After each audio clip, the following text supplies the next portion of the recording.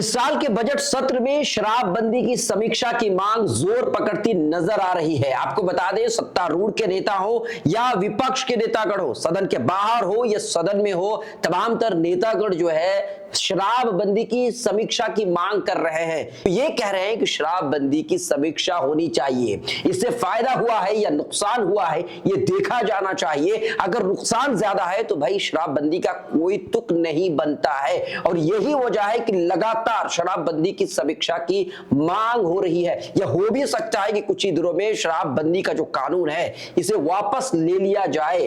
और आपको हम बता देना चाहते हैं कि भाई 2015 में जब शराब को बंद किया गया था, शराबबंदी लागू हुई थी, तो उस समय बिहार को शराब से लगभग 3200 करोड़ का राजस्व मिलता था। लेकिन जब शराबबंदी लागू हुई तो इससे बिहार को 3200 करोड़ का राजस्व घाटा हुआ। घाटा जरूर हुआ, लेकिन इस शराबबंदी से बहुत सारे फायदे भी हुए हैं।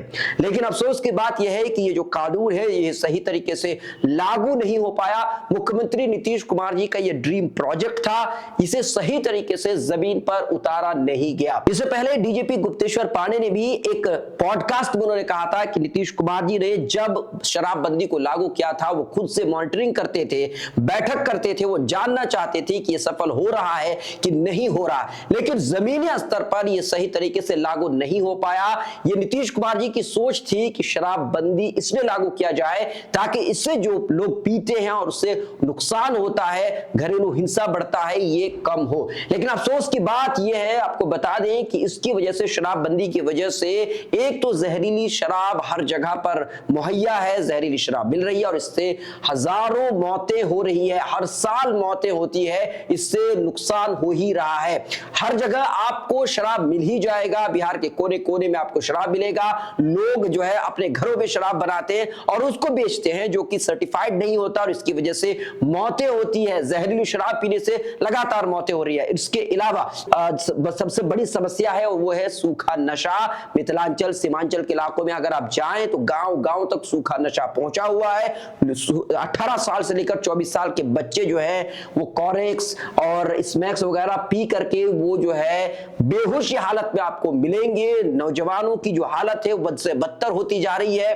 अगर आप देखें, उड़ता पंजाब एक फिल्म बना था, वो अगर अभी बनाया जाए तो बिहार, उड़ता बिहार बनाया जा सकता है। इस कदर जो है सूखा नशा का प्रकोप बढ़ा हुआ है, और शायद यही वजह है कि शराबबंदी जो कानून है इसकी समीक्षा की मांग हो रही है। पटना हाईकोर्ट ने भी कुछ ही दिन पहले यह कहा था कि समानांतर अर्थव्यवस्था लगातार चल रहा है। युवाओं की हालत को लेकर के भी पटना हाईकोर्ट ने चिंता जताया था।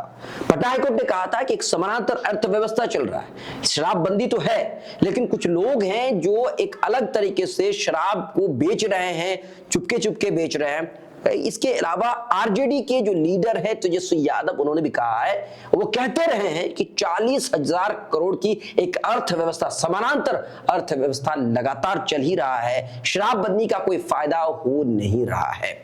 लेकिन कुछ लोग ये भी मान रहे हैं कि जहां सत्ता पक्ष के नेतागण हो या विपक्ष के नेतागण हो जो शराबबंदी की समीक्षा करने की मांग कर रहे हैं, कुछ लोग ये भी कह रहे हैं कि ऐसा नहीं है। असल में बात यह है कि मुख्यमंत्री नीतीश कुमार इस बार जो मुख्यमंत्री बने हैं सबसे कमजोर मुख्यमंत्री के तौर पर वो देखे जा रहे हैं। वजह यह है कि इस बार बीजेपी के अगर विधायकों की तादाद को देखा जाए, गिनती को देखा जाए तो बहुत ज्यादा है, और ऐसे में इसी वजह से मुख्यमंत्री नीतीश कुमार चुप भी है। शराबबंदी हालांकि उनका एक ड्रीम प्रोजेक्ट है, बावजूद इसके इस पर वो कुछ बोलते नजर नहीं आ रहे हैं। हालांकि सदन में लगातार ये कहा जा रहा है कि भाई इस पर समीक्षा होनी चाहिए, इसे देखा जाना चाहिए, इसका फायदा हो रहा है कि नहीं हो रहा है। बहरहाल कुछ भी हो सकता है, यह भी हो सकता है कि शराबबंदी को हटा लिया जाए। आपको क्या लगता है कि शराबबंदी कानून के फायदे हैं या नहीं है, या शराबबंदी होने के बावजूद जो है पटना हाईकोर्ट ने जैसे कहा है कि समानांतर अर्थव्यवस्था चल ही रहा है, वैसा हम आपको बता दें प्रशांत किशोर ने इससे पहले उन्होंने कहा था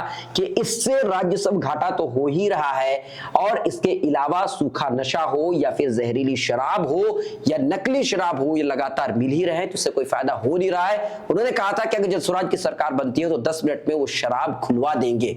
तो बहरहाल आपकी इस पर क्या रहा, आपको क्या लगता है कि शराबबंदी के फायदे ज्यादा है या फिर नुकसान ज्यादा है? अभी तक इतना ही, बहुत बहुत शुक्रिया।